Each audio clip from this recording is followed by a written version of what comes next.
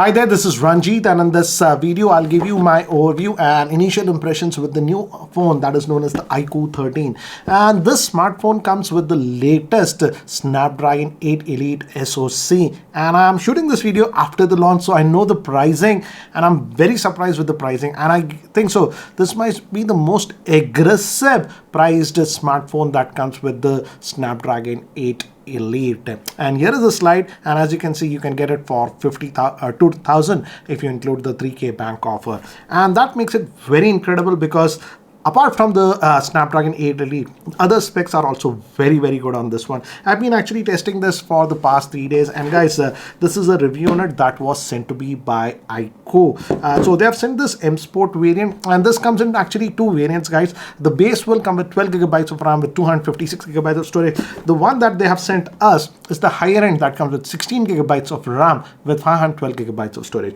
Again, good thing is that all the specs are sort of cutting edge on this one. So let me quickly show you what comes inside the box, and then we will move on. And what are the things that I've noticed with this handset? Of course, we also do get a case on this one. So this is the case that you get, SIM ejector tool, and the good thing is that we do get a charger. That is a 120 watt charger, and it's a Type-C to Type-C cable that you are getting. So nice to see that they're still bundling that fast 120 watt charger within the box, and this supports that with the fast charger. If you use it, it can charge fully in about 30 odd minutes. So that's what it is. Another good thing that I like is that, of course, this is now having an ultrasonic fingerprint scanner, so very impressive. And also one new thing is that this smartphone is having a very big battery. It's having a 6,000 milliamp hour battery. Then also, if you notice, this is not bulky at all, because this is actually using that new type of battery that we are getting in the industry, that is actually known as the silicon anode battery. And I have to say, again, it's too early to give you my battery impression, because it's just been around 3 days since I've been actually testing it. But if you are not continuously gaming or doing anything with this, using it regularly, it will give you about actually 2 days of battery life. So battery life is actually very good on this one. And let me give you a physical overview first. We have a vent for the speakers on this one, a microphone for noise cancellation and all that. This is actually metallic aluminum chassis that we are having. Back, this is a halo ring that we have, and this actually glows in different colors when you're charging, and you can also set it for notifications if you want. So this is slightly different and unique. We have a triple camera setup on this one. All of them are actually 50 megapixel. I'll talk about the camera later. This is actually the LED flash. This is not a fourth camera. Back, again, this is having that matte finish. So again, no fingerprints or anything. It's glass, but it's matte, so no fingerprints. I like that. Bottom, we have a USB port, and the good thing is that this is a full-featured USB port, USB 3.2, and you can also do video out to this one. So you can attach it to a television or a monitor or anything. So that's actually a good thing on this one. Again, bottom vents for the speakers. Again, I'll give you a sample of the speakers. The speakers are actually pretty loud, stereo speakers. And if you open it up, the big thing is that screen is actually a big screen. This is a 6.82 inch screen, and no curves or anything this time. So that's actually nice. Very responsive and touch the screen, no issues. And this is actually a 2K screen, not a 4 that is full HD plus. And again, I have actually, by default it was set to full HD plus. If you go to the settings, and if you go to the display options, and in the screen resolution, as you can see, I have kept it on 2K. By default, it was showing at 1080p. 1080p also, it's good. But if you want even more battery life, more than 2 days, you can just keep it on the regular 1080p. So again, no issues. I have been actually testing it with this, 2K on this one. And another thing is that, again, in terms of refresh rate, it can go up to 144 Hz. So that way, I would say in terms of screen and everything, it's good. Also in terms of screen legibility in outdoor conditions, I like that the brightness is 1800 nits outdoors, so it's actually easily visible. I'm not talking about the peak brightness. This is the regular brightness that you'll get when you are outdoor. It's 1800 nits. And guys, in terms of specs, here are all the specs for your reference. And if you notice, all the important specs that you expect are there on this device. Now, moving on, I also like the fact that the storage is again UFS 4.1 storage. This is the fastest storage that you are getting in the industry, so they haven't compromised on this one. Again, as I've told you, it comes in two variants, 256 or 512.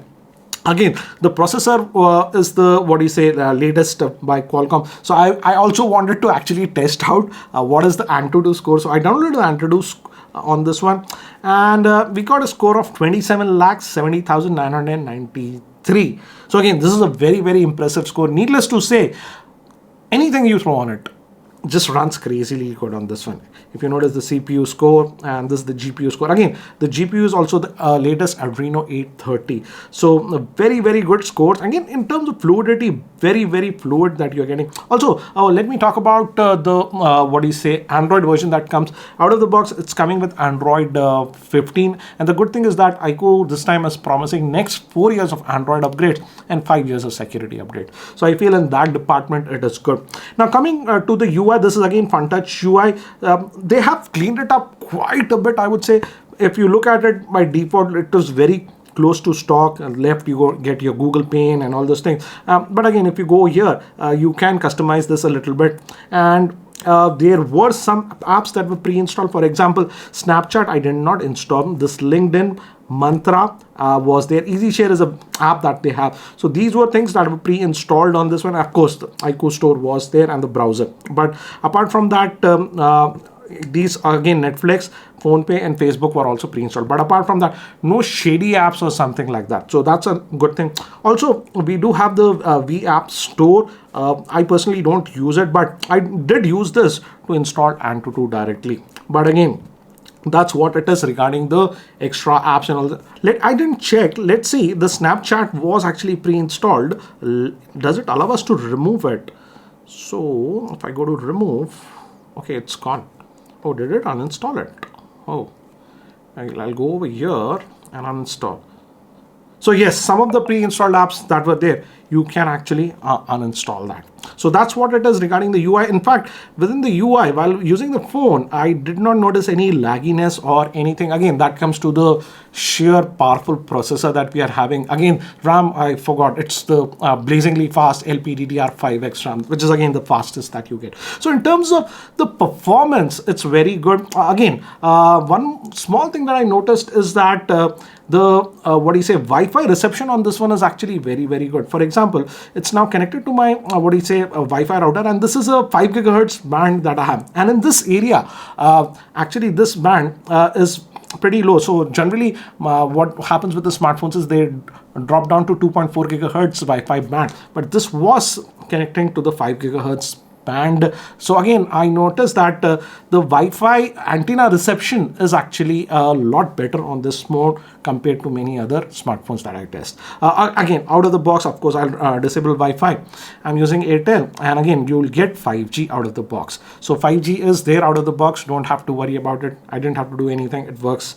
But again, Wi-Fi reception, immediately I noticed that even the 5 gigahertz band, which is actually the weaker, it's tuned very well on this smartphone.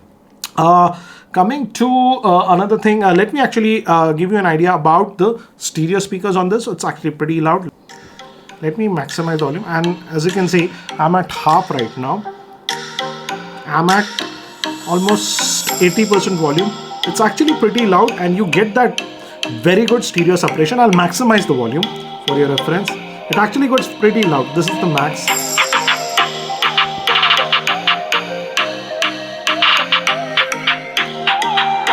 So certainly, actually, it goes pretty loud in terms of volume. In fact, the comfortable volume when is actually between 70 to 80%. I actually never had to keep it at the max. At max, it's actually pretty loud. Coming to another small thing that I noticed, and I'm a little bit picky if you guys know about it, the haptic feedback that is known as the vibration motor on this one is calibrated very, very well. In fact, it's a pretty powerful motor. So the haptics that you get, the vibration feedback within the UI is done very well. And if I go over here and if I go about the phone, as you can see, it comes with the FunTouch OS 15, which is nothing but Android 15. And this comes with 16 gigabytes of RAM. And also you can expand the RAM, virtual RAM, up to 16 to this one with 12 plus 12. I disabled that because I was just testing. But as you can see, it comes out of the box with Android 15. And good thing is that next 4 years of Android upgrades you're getting, and 5 years of security updates. So that is a good thing that iQOO has done. And in terms of fluidity, I didn't have a problem. And again, as it's having 16 gigabytes of RAM management was not an issue on this one. In terms of cellular call quality, I have to say the cellular call quality was also very good. I had no issues with earpiece that we call, and also no proximity sensor issues or anything. In fact, I have to say, while I was using phone regularly, for example, watching YouTube, Twitter, taking calls, etc., also there is no overheating or anything. The only place where I noticed that the back actually gets pretty warm was when I was stressing the phone while running the ANTUTU benchmarks, and also when I was doing a little bit of gaming. I played Call of Duty on this one continuously for 15 minutes, and yes, this area got slightly warm. But apart from that, in regular usage, I did not notice any overheating or anything with this smartphone. Guys, this also has a special chip, which is actually known as the Q2 supercomputing chip, and that is actually optimized for gaming. If you are a gamer or something, in fact, as this is having a 2K screen, it increases the resolution of regular games to 2K with that supercomputing chip. Again, if you want to know about detail about gaming, this is also a gaming centric smartphone. Check out some other channels which do a lot of gaming. So for gamers also, in fact, here, if I go over here, we have the ultra game mode. Also, another thing I notice is that if I go open the camera, let me just place something. Okay, let me just place the remote. If I go to the front facing camera and video, now we are having 4K resolution, and up to 4K 60 is also there. And if you notice, it is also trying to do that autofocusing even in 4K. So that's actually nice. And let me just go back to the front facing. And now if I move to portrait, here is something that I've found interesting. By default, it will be on 35 mm, but with portraits, you can go to 50 mm, and even it's too near. And if I want, you can even go to 100 mm. I'll show you some samples with this one. So it's a nice addition that we are having even 100 mm and the 35 mm in portraits. So let me actually now show you the camera samples that I have taken with this device. Let's start with some outdoor snaps that I have taken, and as you can see, outdoor pictures actually come out good. This was regular shot, and this was actually ultra wide. Again, one more example, regular and ultra wide. I like that the ultra wide, the color difference is not that much. This is regular shot, and here now I enabled the portrait. This is portrait 35 mm, and this is portrait 50 mm, and finally this is portrait 100 mm. To give you an idea, one more example in reverse, 100 mm in portrait, this was 50 mm in portrait, this was 35 mm in portrait, and this was with the standard lens. I did not move, I was at the same distance. Again 100 mm, I'm liking the natural background bokeh at 100 mm. This was at 50 mm, and this was finally the regular shot.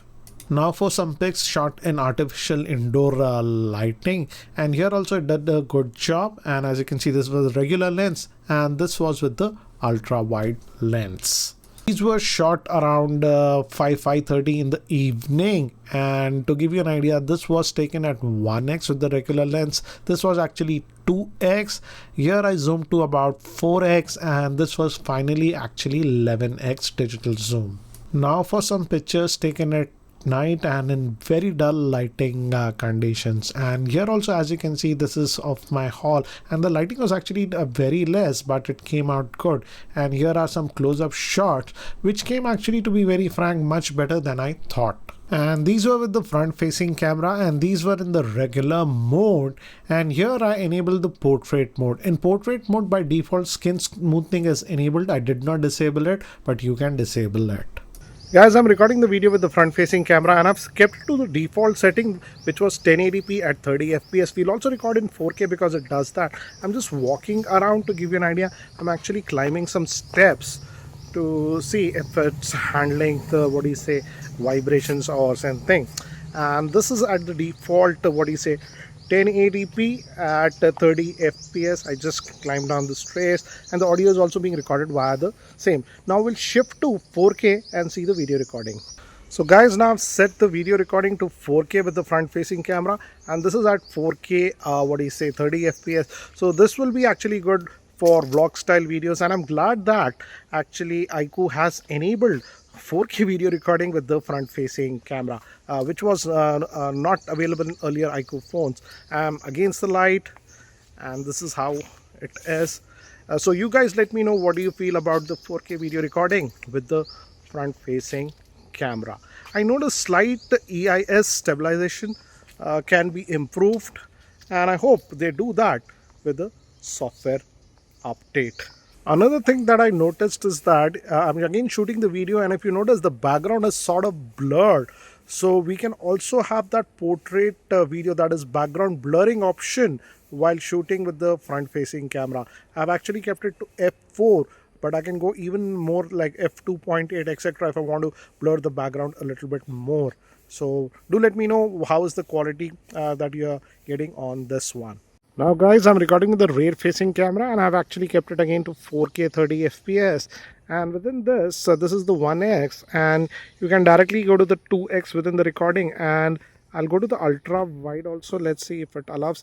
Yes, ultra wide also you can directly go, but I'll just keep it to 1x. And what we'll do is that there are some stairs over there. We'll just walk to see how is the stabilization, because in the preview it looks like even in 4K the stabilization is very good. But I'm just going to climb these stairs and furthermore over there, so that you can judge how is the stabilization with the rear facing camera in 4K. So looks actually pretty stable to me, and the video quality looks to be good, but you guys let me know. And again, you can also go to the ultra wide like this while shooting the video. This was ultra wide and this was regular.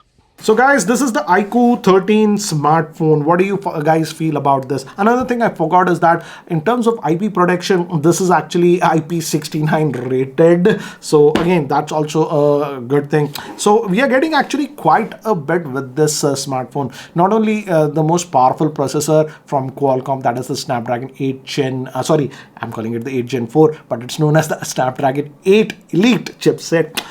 The screen quality is really good. Storage is very fast. Because of that huge 6000 milliamp hour battery, you're getting very good battery life. But the great thing is that though it is having a 6000 milliamp hour battery, this is not a very heavy phone. In fact, I wrote it down, it just weighs 213 grams. Regarding the pricing, as I've shown you from the screenshot, you can get it for just 52,000 if you include that 3,000 rupees bank offer. So what do you guys think about this iQOO 13? Do let me know in the comment section below. Anyways guys, that's it for now. Thanks for watching. This is Ranjit, and I hope to see you in my next video.